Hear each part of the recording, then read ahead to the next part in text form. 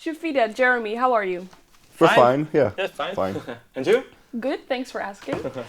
um, before we're gonna get into the music and stuff, I wanted to know how you guys got into music.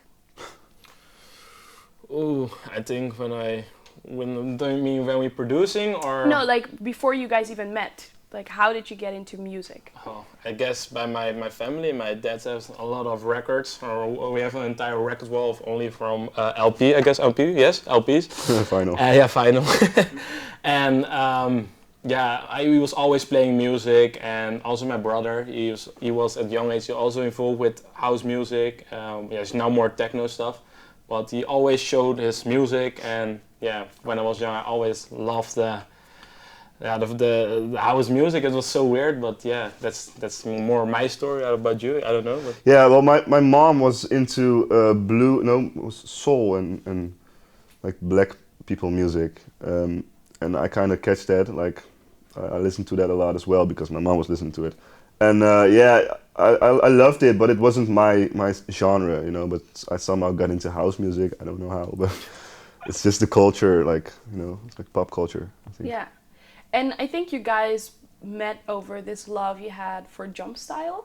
Yeah, that's way back. True. That's true. Yeah, it came from Jumpstyle. Yes, we That's made how it we met, maybe basically. 7. I think already 8 years ago. And most of the time we always say 7. We always say but 7 years no, because 8 years ago. I think 8 years. Yeah, we made it separate. Yeah, So we have different names, and he was very good at melodies and stuff. Yeah. He's so good at melodies, and I was more creating the kicks and everything. Yeah, he was and more into the mixing part, like to make everything sound clean and stuff. So that's he sent me some melodies, and I helped him with the equalizing. And at one point, maybe 2 years later, yeah, we started to work together with different. We still had another name, not Bougenvilla. Yeah. But we had, I don't know. I can't remember. I still really don't cannot remember. remember. I wish I knew. But we made Hardstyle, I guess. From Jumpstyle, we go to get into Hardstyle, I guess. Well, it basically was Hardstyle from the beginning, I think, because Jumpstyle was a little bit too soft, I guess. That's the thing. It was jumpin'. This was what it's called. Was the dance thing. It was very popular back then, but people mainly jumped to Hardstyle, so we made Hardstyle to jump to. How long did it take for the transfer from Hardstyle to the house genre you in? I think 4 years, I guess. I think so, yeah. my friends are 4 all years. listening to house music, and house music in the period was Nope is Dope, called Nope is Dope, and it was very famous. It's more like the Dutch house, they call. Yeah. We were more with the bleepy sounds and everything, and they loved it, but they hate Hardstyle at that point. So I made Hardstyle, and I was like, yeah, I'm now alone. And I was listening to their music, and I also loved it, and I sent it to him, and he was like, maybe it's interesting, maybe we can also make it, and we will see. And maybe 4 years later, we are growing. Yeah. And then we lost each other also. There's a period we lost each other, so I was focusing on DJing, and that's also the story that we are separate. He's more now the producing part of Bougenvilla, and I'm now more the DJ stuff and the live thing. Yeah. Yeah, So- basically I'm really not that into DJing as well, so I'm more into making music, and he's a very good DJ, so. So how does it work when you guys are making tracks then? Like, is it sometimes that you don't like something that he makes? Or Oh, of course. I make thousands of things, but only one out of thousands just comes true. That's the thing.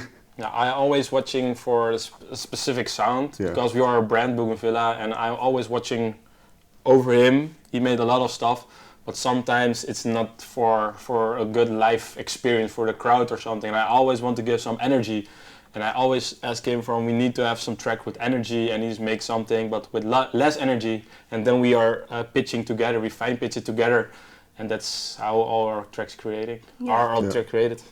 because you just said you're looking for a specific sound. Could you maybe give an example of that sound? Energetic, I think. Yeah, our keyword is energy. It's energetic, and It's very hard to describe a sound, I think. No, I think it's from our roots, because we are listening to Hardstyle, and Hardstyle is also very rough, and that's we always searching for in our tracks. We can make happy melodies, but we want to have some raw things in it, raw influence, and that's what we have from. That's where we have our influence from back in the days. Yeah, and when it comes to your tracks, in what genre would you put the tracks that you Like make? what genre type of house? Yeah. Yeah, lately Oliver Veldens and Chami are creating some new type of house music. It's called Future House, and yeah, we are also getting involved with this type of house. Yeah, So yeah. yeah, it's hard, but we don't want to put everything in a box or something. But if we can describe it, it will be Future House or something. It's still house. Yeah, but it's still it's just house. You know, we have like Break It Down. Our latest release, I think, is very rough. But before that, we had Sun Shower, which was very melodic and euphoric, and yeah. So it's very wide. That's the thing. But if it's so wide, isn't it hard to like? Do you guys feel like there's a Bougenvilla sound? I think so. Yeah. Yeah. We've always been told that we have a very that's the specific funny sound. part, and But it's very hard for yourself to hear that, I think. I heard it also from a lot of other artists. They don't have any specific sound for themselves, but their fans are reacting, yeah, you have this and this. But I think it's for yourself, because you have your own taste. And if you follow your own taste, it will be your own sound. So that's a little bit the thing, I guess. Yeah. And once again, sorry, could you maybe say what is your taste? Like, what is it that you're looking for?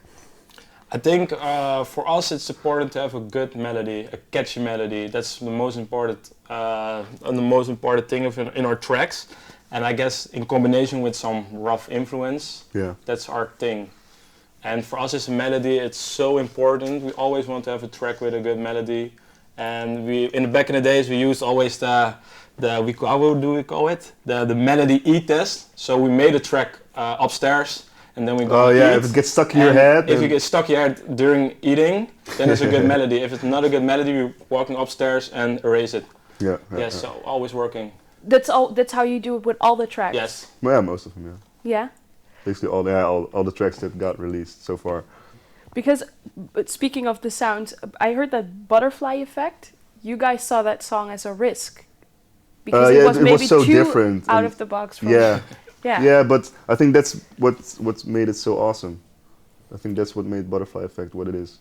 And I think, Shefida, you were the one that was pushing the song through. Yeah, because I heard a lot of energy in the track, and for him, he's not on stage or something. He's not involved with the crowd. So for him, it was hard to discover the energy in the track, and it was also for Kirby, because Kirby's also not playing a lot for the crowd at the moment. But at that time, now he's playing a lot.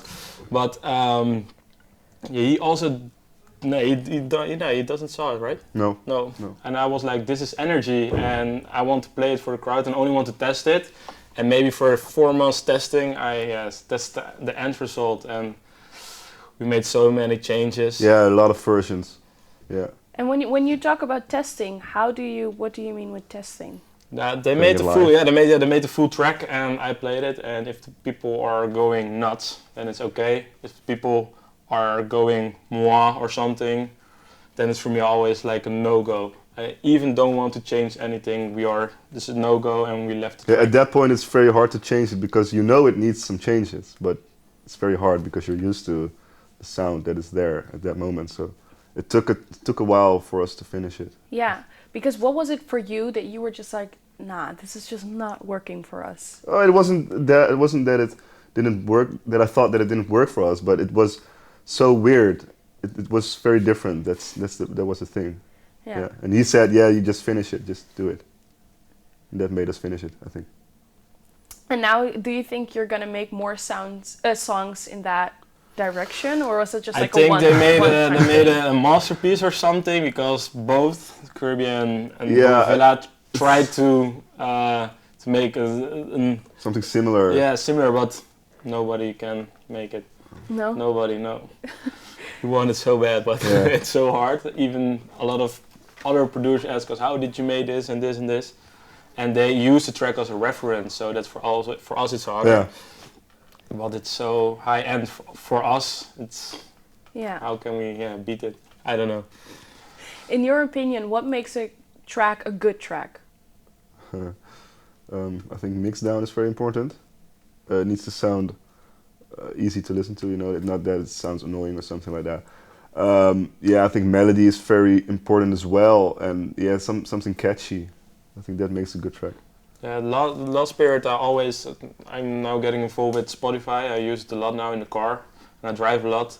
And always I have a playlist, and most of the time I skip some songs, and I was like, why I'm skipping those specific songs?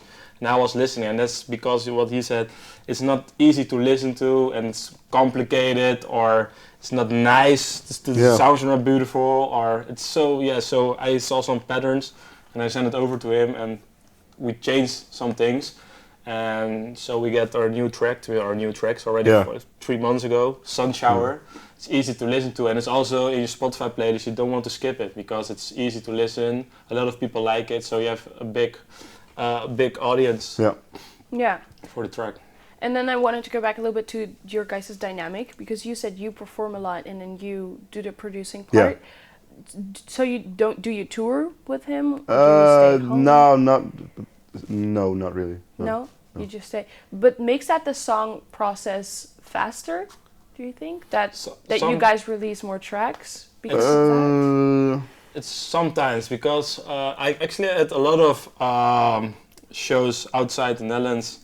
I'm always sending him a message before I'm going to the plane. Yeah. Can you do this, this, this? I want to edit of. I always have some plans in my head, and I always send everything to him. And he makes it already. He sent it directly to me to my hotel room, so I can do everything in my hotel room. And so for us, it's a golden combination. So we're always working. It's much easier. I have less stress for the show, and he can work from his home. Yeah. Even with our new tracks, it's can you finish it? And I want to have some changes here, slight changes. And he was like, yeah, one moment. And when I landed, and everything's finished. Yeah. It's so easy. What makes a DJ a good DJ? I think feeling the crowd. It's very important. Knowing what the crowd wants, and also stay with your own sound. I think that's like the line in between those two things is the perfect DJ. I think that's the most important part, and that's I always want to be on time at my show. I always want to see being on time. I always want to see it's so important because you can see the reaction from some other tracks. So DJ, before you are playing some tracks, and most of the time you're always the same genre, and you can see the reaction from the crowd. And if you see track A is going well, then you need to be at the same tracks or something, the same influence. And I'm always focusing on those kind of things. And sometimes it's not possible to check a DJ before. What I always do is to play our own music, starting with our own music, and from there I'm changing some other tracks and mix it up together. But most of the time I'm always on time. So yeah, I always ask also my agent to give me a lot of time at the venue to check out other people, because I want to give all the crowd the best. That's so important for me. So also if I finish my set, I always can go back home with a good feeling. And sometimes if I'm not happy with my set, I'm not happy at all the week after. So it's so important to do always my best. Could you give an example of a set where you were not happy about and why? I thought you told me once. Yeah, no, it was not. Lately, I have we create our own track list. We have a lot of own tracks now, so we play a lot of own tracks. And a lot of edits as well. Like. But last time it was Bevrijdingsdag. I guess Liberty Day. Yeah, I think Liberty Day. Yes, in the Netherlands there was festival and we did 2 shows. The first one was great, but the second show, the pioneers, the DJ, the mixer, stopped several times. So at the first time it's okay, so I can set it over. But sometimes you need to play with the deck, and if you already know from I hope it will work, you click and it quit again, and then you can't do anything. You don't have any microphone or something. Was it short circuit? Kortsluiting? No, it was broken. It was broken. For real. It's normal. If you have one mistake, it's okay. Second mistake is also okay. But if you see it's repeating, then I don't like it. I'm going home with of course this face. Yeah, and you just said something about that you pay attention to what the DJ before you was playing. So would you say that you prepare? You said you prepare a set list, but is it then something you can change last minute? No, actually it's not preparing a set list, it's more we have our own tracks and we need to play. I think there's a list you want, most of tracks time, you want to play. Yeah, my ritual is always to going to the stage and prepare my tracks before, maybe 1 minute before, always keeping. I've still my laptop because I need to play tonight. I have still my laptop here, and I don't know what I play tonight, but I want to have my tracks with me, and I will drag it to my USB stick, maybe 1 minute before or something. So I don't have any specific playlist, but we need to play our own tracks. That's the important part. What is it like to now play more of your own tracks? It's actually easier for me because I always told him I hate it when I need to play after a DJ and he played a lot of tracks I want to play. So now I can rest and sit back we have this, no more, don't mind. Because we can play our own tracks and that's so easier for me. Less stress also. Is there something that we can expect from you guys soon in the future when it comes to music? We have a lot of finished tracks, but we're not quite sure what's going to happen with. And a lot of shows, so all over the world. So maybe we'll see. There's a lot of shows coming, indeed. Yeah. Okay, cool. I want to thank you so much for your time. Yeah, thank you too. Thank you. Thanks.